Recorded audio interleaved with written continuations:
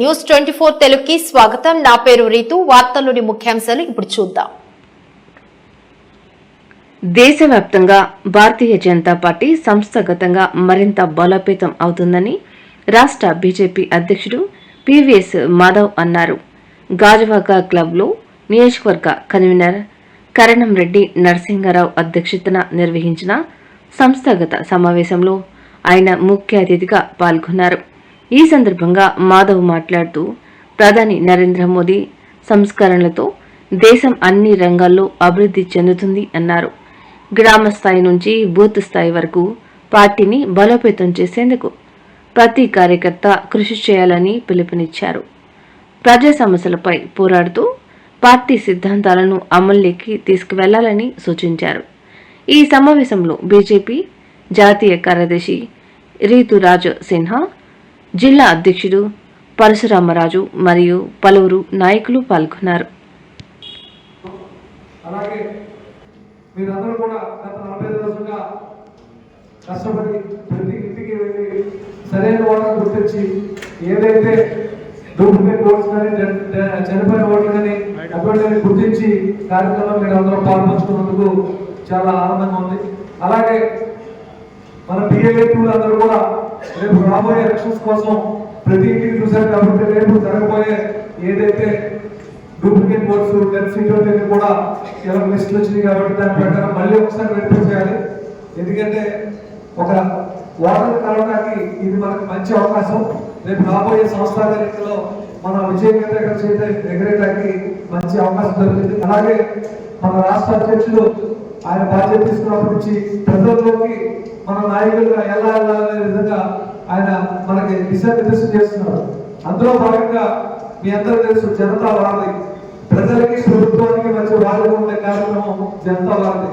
మన భారతీయ జనతా పార్టీ నుంచి ప్రతి సోమవారం మన దగ్గరికి వచ్చే మీరు తీసుకొచ్చే సమస్యల్ని కూడా కలెక్టర్ గారి దగ్గరికి, అలాగే కమిషనర్ గారి దగ్గరికి, అలాగే పోలీస్ కమిషనర్ అందరి దగ్గరికి తీసుకెళ్లి చేస్తున్నాం. రానున్న రోజుల్లో మన మండల స్థాయిలో కూడా ఈ కార్యక్రమం చేయమని మన అధ్యక్షులు గారు చెప్పడం జరిగింది. ఈ సూచన మేరకు ప్రతి మండలం కూడా ఒక ఇద్దరు నాయకుల్ని ఈ కార్యక్రమానికి ఉపయోగించుకుందాం. అలాగే మీ అందరూ తెలుసు మన ఊరు మన జెండా, మామూలుగా జెండా ఎగరేసే కార్యక్రమం అనుకుంటున్నారు. కానీ దాని ముఖ్య ఉద్దేశం ఏదైతే జెండా ఉందో ఆ ప్రతి జెండాకు ఒక క్యూఆర్ కోడ్ ఉంటుంది. అది ఆ మండలంలో మనం కేంద్ర ప్రభుత్వం ఇచ్చే సహజంగా జరిగే పనులు, అలాగే ఇక్కడ మన భారతీయ జనతా పార్టీ నాయకులు ఇలా దానికి సంబంధించిన లిస్ట్ అంతా కూడా అక్కడ పొందుపరిచి చూస్తారు. ఒక క్యూఆర్ కోడ్ ద్వారా దాన్ని మనంతా తెలియజేసుకోవచ్చు.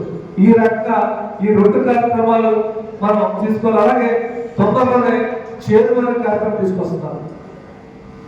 కేంద్ర ప్రభుత్వం నరేంద్ర మోడీ గారి నాయకత్వంలో సుమారు 150 పైన మన పథకాలు వస్తున్నాయి. ఆ పథకాలన్నీ మనకి మ్యాక్సిమం 5 తెలుసు, అవునా? అది తెలుసా? ఆ ఎన్నికల్లో కూడా మన దగ్గర ఉన్న నాయకుల ద్వారా కింద ప్రజలకు అందించే విధంగా చేరువైన కార్యక్రమం ద్వారా ఈ పథకాలన్నీ మన దగ్గరికి వచ్చి మన ఆఫీస్ ద్వారా ఫ్రీగా పొందే కార్యక్రమాన్ని కూడా మనం తొందరలోనే స్టార్ట్ చేసుకోబోతున్నాం. యజ్ఞంలో భాగంగా ఉన్నాం. ఈ యొక్క కార్యక్రమం కేవలం మన పార్టీ కార్యక్రమే కాదు, మనందరి యొక్క వ్యక్తిగతంగా మన ప్రాంతంలో ఓటర్గా మనం నమోదవటం, అలాగే అందరినీ ఓటర్గా నమోదు చేయటం. రాబో కాలంలో ఎన్నికలు ఏవైతున్నా ఎన్నికల్లో ఇవాళ మనం చేసే ప్రక్రియ ద్వారానే అది ముందుకెళ్తుంది. ఆ విధంగా మన ఒక గొప్ప కార్యక్రమంలో భాగస్వాములు అయ్యారు అనే అభిప్రాయం మీ అందరిలో కలగాలి. ఇదేదో పైనుంచి మీ పైన రుద్దుతున్న కార్యక్రమంగా భావించద్దు. మీరు మీ బూత్లో, అంటే మీరు 250 ఇళ్ళు ఉంటాయి ఒక బూత్లో, మీ ఇంటితో సహా మీ పక్కింట్లో ఆ చుట్టుపక్కల ఉన్న ఇళ్ళన్నీ కూడా అందరికీ ఓట్లు నమోదు చేయించే గొప్ప కార్యక్రమం.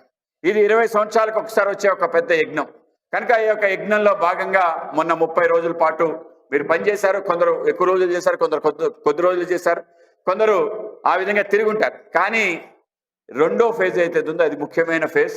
దీంట్లో వెరిఫికేషన్ ఉంటుంది. మనం రేపు 31వ తారీఖు మన డ్రాఫ్ట్ ఎలక్టోరల్ రోల్స్ వస్తాయి. అప్పటి నుంచి ఆగస్టు 30 వరకు ఈ 30 రోజులు కూడా మీ అందరూ కూడా కొంత సమయం ఇవ్వాల్సిన అవసరం ఉంది. మనం సమయం ఎక్కువ ఇచ్చి పనిచేసి మన బూత్ని ఒక బలమైన బూత్గా తయారు చేయాల్సిన అవసరం ఉంది. ఇవాళ కూటమి నేతృత్వంలో రాష్ట్రంలో అనేక రకాల అద్భుతాలు జరుగుతున్నాయి. తప్పనిసరిగా కూటమి యొక్క బలం పెరగాలంటే భారతీయ జనతా పార్టీ ప్రతి బూత్లో కూడా బలపడాలి. కనుక ఆ లక్ష్యంతోనే మనం పనిచేయటం జరిగింది. విశాఖపట్నం సంబంధించి అన్ని చోట్ల మన ప్రతి బూత్కి ఒక నియామకం చేసుకున్నాం. రాబో కాలంలో దీన్ని కన్సాలిడేట్ చేసుకుంటూ మరింత ముందుకెళ్ళాలి. ఆ విధంగా మీ అందరూ కూడా తయారవ్వాలని, ఆ విధంగా చేస్తున్న మీ అందరికీ కూడా ముందుగా అభినందనలు, శుభాకాంక్షలు తెలియజేస్తున్నాను. మనందరికీ కూడా ప్రీతమ ప్రధాని నరేంద్ర మోడీ గారు ఒక ఆదర్శ పురుషుడు, ఒక నేత, ఒక దేశానికి సంబంధించిన ప్రధాని ఏ విధంగా ఉండాలి అంటే ఆయన మొత్తం 25 సంవత్సరాలు పూర్తి చేసుకున్నారు. ముఖ్యమంత్రిగా 13 సంవత్సరాలు, ప్రధానమంత్రిగా 12 సంవత్సరాలు. 25 సంవత్సరాల్లో ఆయనకి మీద ఒక్కటంటే ఒక్క అవినీతి మచ్చలేదు. అలాగే 25 సంవత్సరాల్లో ఒక్క రోజన్నా కూడా ఆయన సెలవు తీసుకోలేదు. నిరంతరం ప్రజా శ్రేయస్సే పరమావధిగా పనిచేసిన ఒక గొప్ప నాయకుడు, మనందరికీ గర్వకారణం. అటువంటి నేత యొక్క నేతృత్వంలో పనిచేసిన మనం ఆ విధంగా పనిచేయాలనే సంకల్పం తీసుకోవాలి. మనం దేనికోసం పనిచేస్తున్నాం? అధికారంలో అయితే మిగతా విషయాలు కాదు, దేశం కోసం పనిచేస్తున్నాం. మనం ఎందుకోసం పనిచేస్తున్నాం? ఈ దేశంలో ఉండే ధర్మం ఏదైతే ఉందో అది బాగా ఉండాలి అని చెప్పి పనిచేస్తున్నాం. దేశం కోసం, ధర్మం కోసం పనిచేసే ఏకైక పార్టీ భారతీయ జనతా పార్టీ అని గుర్తుంచుకోవాలి. ఇక్కడ భారత మాత యొక్క ఫోటో మామూలుగా పెట్టలేదు, మనందరికీ కూడా తేరా వైభవ్ సదా రహే మా హమ్ దినచార్ రహే నా రహే.